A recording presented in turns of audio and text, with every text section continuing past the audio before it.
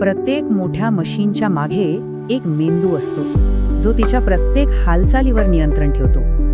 आणि हा मेंदू म्हणजे दुसरं तिसरं काही नसून एक कंट्रोल पॅनल असतं. आज आपण हेच बघणार आहोत की हे कंट्रोल पॅनल बनवण्याची जी गुंतागुंतीची प्रक्रिया आहे ती नेमकी कशी असते. चला तर मग सुरुवात करूया.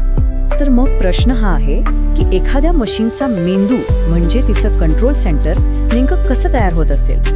जी सिस्टम प्रत्येक कमांड देते, प्रत्येक क्रिया नियंत्रित करते, ती अस्तित्वात कशी येते. याचं उत्तर दडलंय एका साध्या दिसणाऱ्या धातूच्या पेटीमध्ये, ज्याला आपण कंट्रोल पॅनल म्हणतो. खरं तर हेच त्या मशीनचं ब्रेन आणि नर्वस सिस्टम आहे जे तिला जिवंत करतं.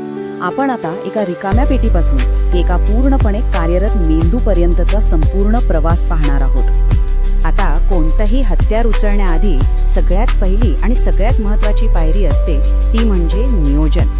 एक चांगला विचारपूर्वक केलेला आराखडाच एका यशस्वी आणि सुरक्षित पॅनलचा पाया असतो. एका चांगल्या कंट्रोल पॅनलचा लेआउट हा काही असाच कसाही नसतो. त्याच्यामागे एक विचार असतो. म्हणजे बघा, डिस्प्ले आणि इंडिकेटर्स हे नेहमी वरच्या बाजूला असतात जेणेकरून ते सहज दिसतील, आणि फ्यूज किंवा ब्रेकर्स जे आपल्याला हाताळावे लागतात ते नेहमी खालच्या बाजूला अगदी सहज हात पोचेल अशा ठिकाणी ठेवलेले असतात. इतकंच नाही तर पॅनलचा दरवाजा उघडल्यावर किती जागा लागेल, हवा खेळती राहण्यासाठी फॅन कुठे लावायचा, आणि सगळ्यात महत्त्वाचं, भविष्यात काही दुरुस्ती करायची झाली किंवा काही नवीन जोडायचं झालं तर त्यासाठी पुरेशी जागा आहे की नाही या सगळ्याचा विचार आधीच केलेला असतो. आणि हे वाक्य या सगळ्या नियोजनाचं सार आहे असं म्हणायला हरकत नाही. म्हणजे आज काम करताना उद्याचा विचार करणं किती गरजेचं आहे हे यातून अगदी स्पष्ट होतं. भविष्यातल्या अडचणी टाळायच्या असतील तर सुरुवातीलाच योग्य नियोजन हवं. एकदा का आपला आराखडा पक्का झाला की मग आपण प्रत्यक्ष कामाला सुरुवात करतो. पहिली पायरी म्हणजे त्या धातूच्या कॅबिनेटला आपल्या आराखड्यानुसार तयार करणे. इथेच आपल्या कागदावरचा आराखडा प्रत्यक्षात यायला सुरुवात होते. तो फायनल लेआउट पॅनलवर अगदी काळजीपूर्वक आखला जातो आणि प्रत्येक पार्टसाठी अचूक माप घेऊन छिद्र पाडली जातात. या कामात अचूकता खूप महत्त्वाची असते.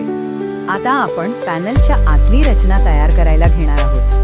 हा एक प्रकारे आतल्या सगळ्या इलेक्ट्रिकल घटकांसाठीचा पाया रचण्याचा प्रकार आहे. आणि इथे डीन रेलची भूमिका खूपच महत्त्वाची ठरते. ही एक स्टँडर्ड धातूची पट्टी असते. हिच्यामुळे काय होतं तर प्रत्येक घटकासाठी वेगळं छिद्र पाडत बसायची गरजच पडत नाही. यामुळे काम खूप सोपं आणि एकदम जलद होतं. आणि हो, वायर्सना व्यवस्थित ठेवण्यासाठी रेसवे किंवा वायर डक्टचा वापर केला जातो. हे पॅनलमधल्या वायरसाठी जणू काही सुपर हायवे सारखा काम करतं. यामुळे सगळ्या वायर सुरक्षित राहतात आणि भविष्यात काही अडचण आलीच तर ती शोधणं खूप सोपं जातं. डीन रेलवर एखादा घटक बसवणं किती सोपं आहे हे बघा. फक्त वरची खाच रेलवर अडकवायची, खालच्या बाजूने थोडा दाब द्यायचा आणि स्नॅप असा आवाज होऊन क्लिप जागेवर घट्ट बसते. अगदी सोपं आणि तितकंच प्रभावी. चला, आता आपण आलोय सगळ्यात गुंतागुंतीच्या आणि तितक्याच महत्त्वाच्या टप्प्यावर, वायरिंग. इथेच आपण सर्व घटकांना एकमेकांशी जोडून मशीनची खरी मज्जा संस्था तयार करणार आहोत. वायरिंग करताना सुरक्षिततेला सर्वाधिक महत्त्व दिलं जातं. खास करून जिथे 415 व्होल्टपेक्षा जास्त व्होल्टेज आहे तिथे धोकादायक इलेक्ट्रिक आर्क किंवा शॉर्ट सर्किट टाळण्यासाठी घटक आणि वायर्सच्या मार्गांमध्ये कमीत कमी 100 मिलीमीटरचं अंतर ठेवणं बंधनकारक आहे. हा एक साधा वाटणारा पण खूप महत्त्वाचा नियम आहे. पॅनलमध्ये साधारणपणे 2 प्रकारची वायरिंग असते. एक पॉवर आणि दुसरी कंट्रोल. पॉवर वायरिंगमधून जास्त करंट वाहतो जो मोटर्स वगैरे चालवतो. तर कंट्रोल वायरिंगमधून नियंत्रणासाठी अगदी कमी व्होल्टेजचं सिग्नल जातात. आता ह्या दोन्ही सिग्नलमध्ये कोणताही अडथळा येऊ नये म्हणून ह्या दोन्ही प्रकारच्या वायरिंग नेहमी वेगवेगळ्या मार्गाने नेल्या जातात. एका प्रोफेशनलने बनवलेल्या पॅनलची खरी ओळख त्याच्या वायरिंगवरूनच होते. त्यात सगळ्या वायर्स अगदी सरळ उभ्या आडव्या रेषेत लावलेल्या असतात.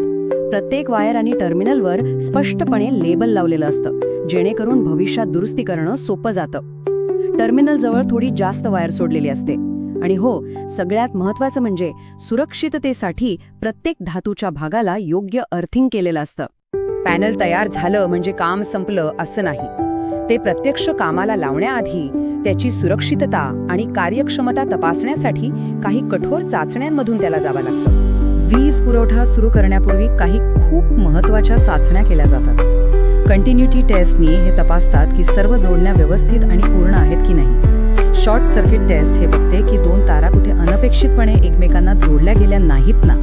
आणि ग्राउंडिंग टेस्ट सुरक्षिततेची खात्री करते. या सगळ्या चाचण्यांमधनं पास झाल्यावरच पॅनल पुढे जातं. तर एक उत्तम प्रकारे तयार केलेला पॅनल हा फक्त दिसायला सुबक नसतो. तो एका सुरक्षित, विश्वासार्ह आणि ज्याची देखभाल करणं सोपं आहे अशा मशीनचा पाया असतो. या संपूर्ण प्रक्रियेमागचा हाच तर खरा उद्देश आहे. तर आता जेव्हा हे कळतं की एका साध्या दिसणाऱ्या कंट्रोल पॅनलच्या मागे किती विचार, किती अचूकता आणि किती कौशल्य दडलेलं आहे, तेव्हा आपल्या आजूबाजूच्या उपकरणांकडे पाहण्याचा दृष्टिकोन थोडा बदलेल का, यावर नक्कीच विचार करायला हवा.